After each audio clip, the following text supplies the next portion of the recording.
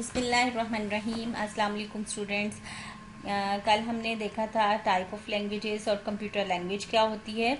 हमने देखा था कि कंप्यूटर की दो तरह की लैंग्वेजेस हैं, लो लेवल लैंग्वेज और high level language.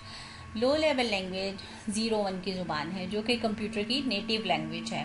Native means जैसे मदर टंग होती है और आप मदर टंग मतलब मादरी ज़ुबान आपको डायरेक्टली समझ आती है, उसके लिए आपको ट्रांसलेशन की ज़रूरत नहीं पड़ती।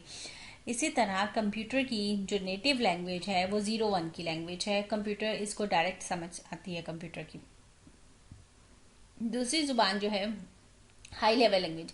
अब 01 की लैंग्वेज कंप्यूटर के लिए तो अंडरस्टैंडेबल थी, लेकिन इंसानों के लिए याद रखना कोड्स इतना और इतने लंबे प्रोग्राम्स लिखना ये मुश्किल था, इसलिए लेस प्रोग्रामर्स थे, इसके कम प्रोग्रामर्स थे, कम लोग प्रोग्राम लिखते थे। तो इसके अलावा और भी उसमें प्रॉब्लम्स थी कि एक प्रोग्रामर ने अगर कोई प्रोग्राम लिखा है तो दूसरे के लिए उसको समझना मुश्किल होता था। इसके अलावा एरर प्रोन्स थे, एरर आने के बहुत ज़्यादा चांसेस थे, और अगर कोई एरर आ जाता था तो उसको रेक्टिफाई करने में ही हफ्ते लग जाते थे। समझ ही नहीं आती थी कि एक ज़ीरो कहाँ ज़्यादा हो गया या एक वन कहाँ ज़्यादा हो गया जिसकी वजह से ये प्रॉब्लम आ रही है।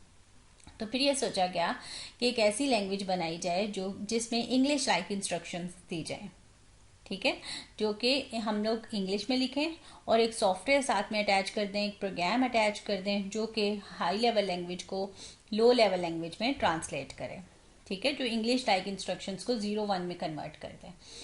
तो ऐसी लैंग्वेज जो कि कंप्यूटर की नेटिव लैंग्वेज है वो 01 की लैंग्वेज है, कंप्यूटर इसको डायरेक्ट अंडरस्टैंड करता है, ऐसी लैंग्वेज को हम लो लेवल लैंग्वेज कहते हैं।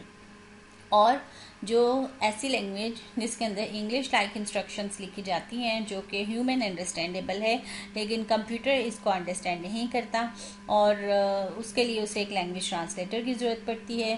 तो ऐसी लैंग्वेज को हाई लेवल लैंग्वेज कहते हैं। स्टूडेंट्स, आज हम देखेंगे कि वो ट्रांसलेटर क्या होता है, लैंग्वेज ट्रांसलेटर क्या होता है और इसकी कितनी टाइप्स हैं।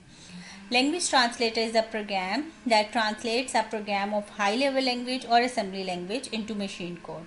Language translator एक ऐसा प्रोग्राम है जो कि हाई लेवल लैंग्वेज को या असेंबली लैंग्वेज को मशीन कोड में कन्वर्ट करता है। मशीन कोड लो लेवल लैंग्वेज है जो कि 01 की लैंग्वेज है।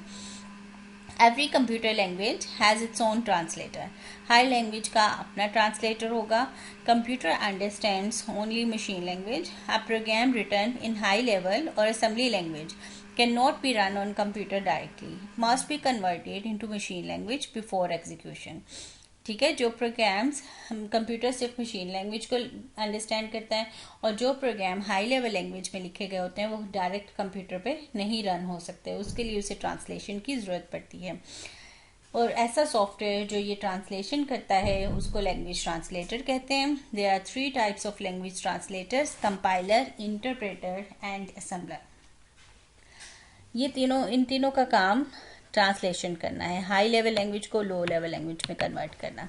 अब देखें, असेंबलर जो है वो नाम से ही जाहिर है कि वो असेंबली लैंग्वेज की इंस्ट्रक्शंस को सिर्फ लो लेवल लैंग्वेज में कन्वर्ट करेगा, ठीक है। असेंबलर पहले देखें, असेंबलर क्या है।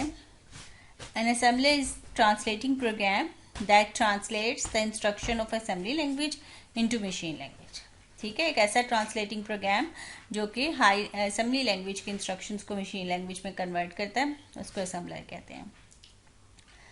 बाकी दो जो है कंपाइलर और इंटरप्रेटर, ये हाई लेवल लैंग्वेज के ट्रांसलेटर्स हैं। A compiler is a program that converts the instruction of high level language into machine language as a whole, ठीक है, एज अ होल ट्रांसलेट करता है। और नीचे वाले को देखें, इंटरप्रेटर ने क्या लिखा हुआ। इंटरप्रेटर क्या करता है? Interpreter is a program that converts one statement of a program into machine at one time. ये दोनों में डिफरेंस है, ये एज अ होल और नीचे वाले में at one time. As a whole का क्या मतलब है?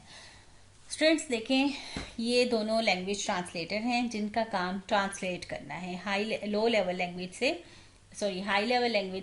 लो लेवल लैंग्वेज में। आपने देखा होगा कि ट्रांसलेशन दो तरह से हो सकती है।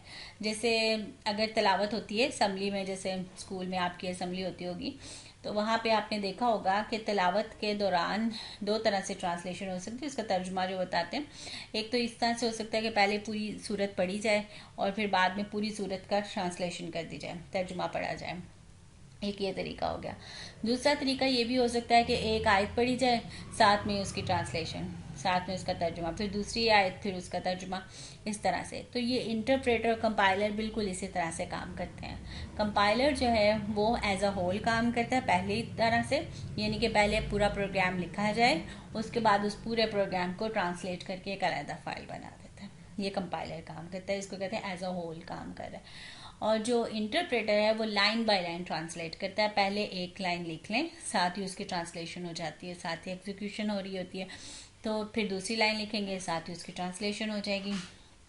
तो इस तरह से compiler as a whole translate करता है और इंटरप्रेटर जो है वो लाइन बाय लाइन ट्रांसलेट करता है। तो हम देखते हैं यहाँ पे क्या लिखा है। Compiler is a program that converts the instruction of a high level language into machine language as a whole. A program written in high-level language is called source program, and the compiler converts the source program into machine code. The machine code program is known as object program. The object program can be executed many times. ठीक है। High level language में जो हमने programme लिखा है उसको source code कहते हैं। कंपाइलर उसको ट्रांसलेट करके एक अलग फाइल बना देता है जिसको ऑब्जेक्ट कोड कहते हैं। सोर्स कोड कंप्यूटर पे रन नहीं कर सकता, ऑब्जेक्ट कोड कंप्यूटर पे रन करता है। नेक्स्ट देखें interpreter. Interpreter is a program that converts the one statement of program into machine at one time. It executes this statement before translating the next statement of source program. अगले source program की अगली statement को translate करने से पहले पहली statement को execute कर लेता है। Execute means run करना, चलाता है उसको। If there is an error in the statement, the interpreter stops working and displays an error message. अगर कोई एरर आए तो इंटरप्रेटर स्टॉप कर देता है, काम नहीं करता, छोड़ देता है और वहीं पे एरर आ जाता है, यानी अगली लाइन आपको नहीं लिखने देगा जब तक कि आप पिछली लाइन का एरर ना रिमूव करें। The advantage of interpreter over compiler is that an error is found immediately. का फ़ायदा ये है कि इमीडिएटली एरर का आपको पता चल जाता है।